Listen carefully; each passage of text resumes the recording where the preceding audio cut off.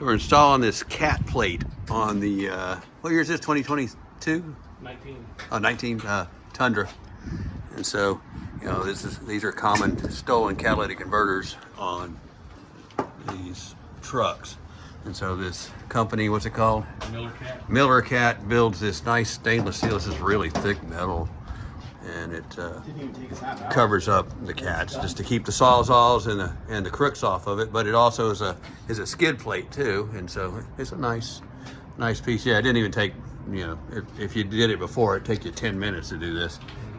So, but it's a nice setup. So that's it. I guess they make this.